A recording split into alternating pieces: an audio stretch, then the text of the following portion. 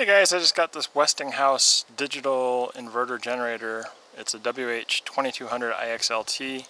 I just got it from Amazon, and I'll have a link for it down below in the description. Anyways, the reason I wanted this one is it's ultra quiet, so I want to see how quiet it is, and I plan on using it when I go camping. And this one has a really long run time. It's a very efficient generator, so on 1.3 gallons of gas at 50% load, it's supposed to run for about 13 hours, and if you're only running at 25% load, it'll run at 17 hours. So let's get into this box and see what's in there and get it started. So opening the box, the top has, it looks like a spark plug tool and a flat blade screwdriver. It also has the 4-stroke oil for the engine. It's 15W40 and it's API-SG, and it has a little measuring container for the oil, and the generator itself is wrapped in plastic.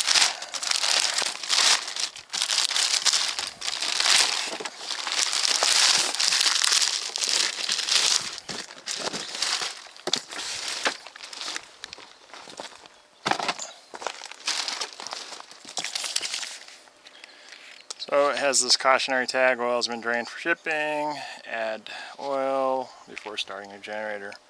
So let's go ahead and do that. Alright, according to the instruction manual, the oil must be added when the inverter is on a flat and level surface. And then it says you have to take this cover off the side of the generator, which is here. And then you can get to the drain or fill plug.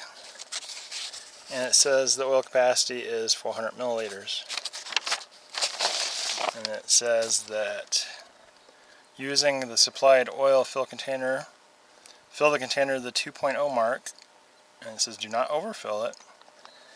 And then it says to add 200 milliliters of oil, and I'm guessing you have to do that twice since it's, so you add 200 milliliters to the engine, fill the container again, and then add another 200 milliliters to the engine.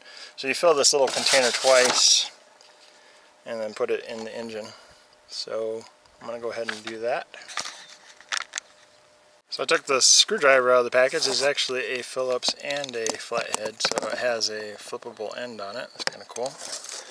And then the oil fill container has the spout inside of it, so make sure you take that out before you fill it with oil.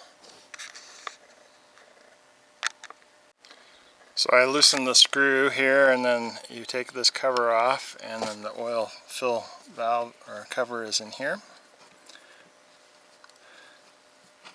Make sure there's no oil in it before I start. And I can see that there's no oil in there. So let's go ahead and fill it up. So I filled the first container to the 2.0 mark, and then I'm going to dump it into the little fill port.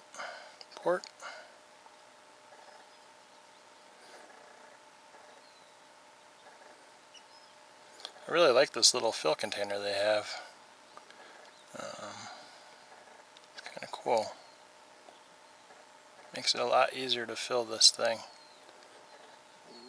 considering where they have this inlet. So let's go ahead and fill it up again to the 2.0 mark. Which I'm curious, because it's supposed to be 200 milliliters per each fill. And there's supposed to be exactly 400 milliliters in this oil container, but apparently there's a little bit left over in the container, even though it says 400 milliliters on it, when you're filling this thing to the 200 milliliter mark. So don't just fill it using the oil container that is included. Use the measurement they provide here.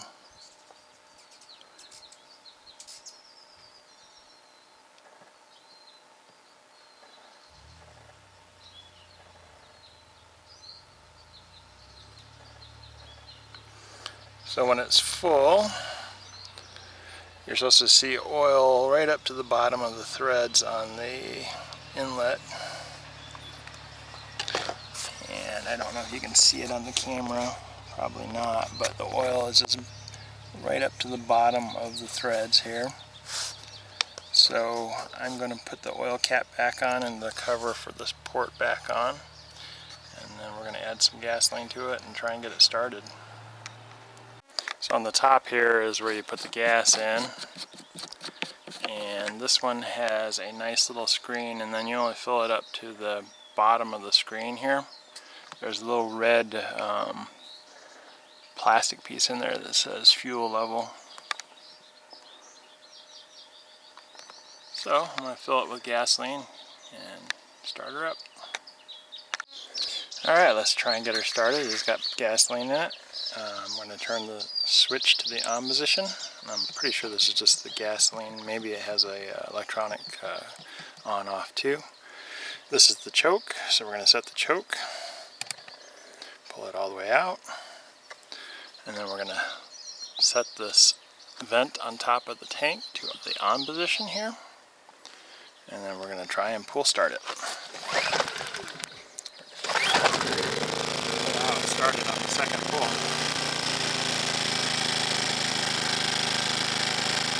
And it is a pretty quiet little generator. I'm really surprised how quiet this thing is. Wow.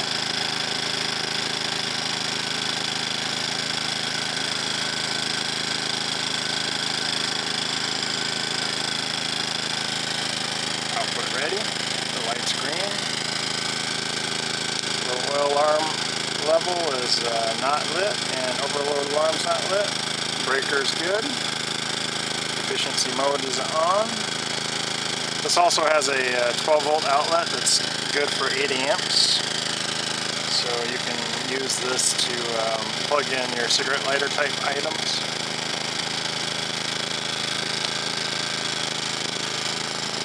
Wow, this thing's quiet.